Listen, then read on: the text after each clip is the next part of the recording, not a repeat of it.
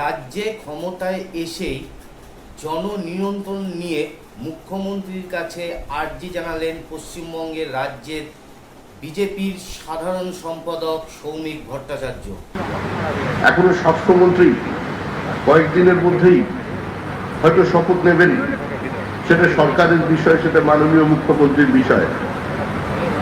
কিন্তু আমি অত্যন্ত আশাবাদী যে আমাদের মাননীয় মুখ্যমন্ত্রী পশ্চিমবঙ্গের এই ক্রমবর্ধমান যে জনসংখ্যা বৃদ্ধি হয়ে চলেছে সেটাকেও নিয়ন্ত্রণ করবার চেষ্টা করবেন। সুস্থ স্বাভাবিক সমাজে আর যে পরিবার পরিকল্পনা সেটাকে বাধ্যতামূলক করা যায় কিনা, কিংবা সরকারের ফ্ল্যাগশিপ প্রজেক্ট বানিয়ে সেটা নিয়ে ব্যাপক প্রচারের মধ্যে দিয়ে এই জনসংখ্যাকে আমরা নিয়ন্ত্রণ করতে পারি কিনা। জনসংখ্যা তো নিয়ন্ত্রণ করতেই হবে। 10 কোটি জনসংখ্যা হতে চলল পশ্চিমবঙ্গের। জমির উপরে মানুষের চাপ বাড়ছে, একদিকে অনুপ্রবেশ, একদিকে উদ্বাস্তু। আর তারপরে আমরা যদি ওই নিজেরাই 7টা 8টা করে এই ধরনের জনসংখ্যা বৃদ্ধিতে মদত দিয়ে থাকি, তাহলে এখানে জন্ম নিয়ন্ত্রণ বাধ্যতামূলক করা দরকার। এটা প্রয়োজন আছে, মানুষ এটা চায়, এই কথা আমরা বলেছি। কিন্তু সরকারটা তো এই মুহূর্তে বিজেপির সরকার নয়, পশ্চিমবঙ্গ রাজ্য সরকার। আমি মুখ্যমন্ত্রীর সামনেই বলেছি কথাটা, আবেদন করেছি মুখ্যমন্ত্রীর কাছে, ব্যাপারটা একটু ভেবে দেখবেন। হামারে দো, এই স্লোগানটি মূলত শুরু হয়েছিল 1991 সালে। তারপরে ইন্দিরা গান্ধী শাসন সময়ে 1960 দশকের শেষে থেকে 1970 দশকের প্রথম দিকে এই স্লোগানটি ব্যাপকভাবে গোটা ভারতবর্ষে মান্যতা পায়।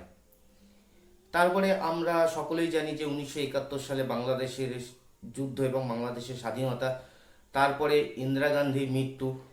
এর মাঝখান দিয়ে এই যে কর্মসূচিটা ছিল ভারত সরকারের, যেটার মূল উদ্দেশ্যই ছিল জননিয়ন্ত্রণ।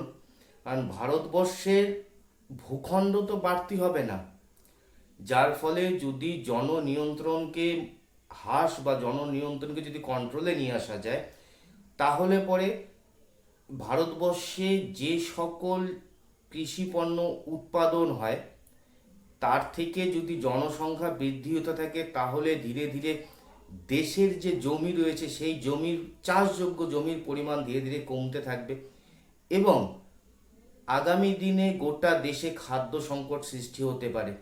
সেই কারণের জন্যই কংগ্রেস সরকারের সময় এই স্লোগানটি তোলা হয়েছিল যে হাম দো হামারে দো। কিন্তু তারপরে বিভিন্ন প্রক্রিয়ার মাধ্যম দিয়ে বিভিন্ন সরকারের পতন, ইন্দিরা গান্ধীর মৃত্যু, সেই কারণের জন্যই এই প্রকল্পটিকে সরাসরিভাবে ইমপ্লিমেন্ট করা যায়নি। কিন্তু 26-এর নির্বাচনে পশ্চিমবঙ্গে বিজেপি বিপুল ম্যান্ডেট পেয়ে আসার পর, অফিসিয়ালি না, এটা আনঅফিসিয়ালি বলছি, বিজেপির রাজ্য সভাপতির পক্ষ থেকে মুখ্যমন্ত্রী শুভেন্দু অধিকারীর কাছে একটি দাবি জানানো হয়েছে এবং এই বিলটি যদি ক্যাবিনেটে পাশ করা হয় তাহলেই পশ্চিমবঙ্গে এটাকে গ্রহণযোগ্য বলে মানা হবে। কিন্তু উনি যখন এই দাবিটি তুলেছেন, তাহলে অবশ্যই এটা সরকারের সিদ্ধান্ত, সরকার কি করবে না করবে সেই বিষয়টা আমরা বলতে পারছি না। কিন্তু এই যে বিলটি বা এই যে দাবিটি, সেটা আমি প্রথমেই বললাম যে এটা 1951 সালে এই বিলটি তৈরি হয়। তারপরে এটি কংগ্রেসের ইন্দিরা গান্ধীর আমলে এটা চরমভাবে ইমপ্লিমেন্ট হয়েছে। এবার রাজ্য নতুন সরকার এসেছে, সেই সরকার কি সিদ্ধান্ত নেবে সেটা সম্পূর্ণ সরকারেরই সিদ্ধান্ত এবং সরকার যে সিদ্ধান্ত নেবে আমরা পশ্চিমবঙ্গবাসী হিসাবে আমরা সকলেই সেই সরকারের সিদ্ধান্তকে মানব এবং সকলের কাছে আবেদন রাখবো যে এই সিদ্ধান্তটাকে যেন সকলেই মান্যতা দেয়। এই হচ্ছে আজকের মূল বিষয়, যেটাই শ্রমিকবাবু উনি বিস্তারিত বললেন।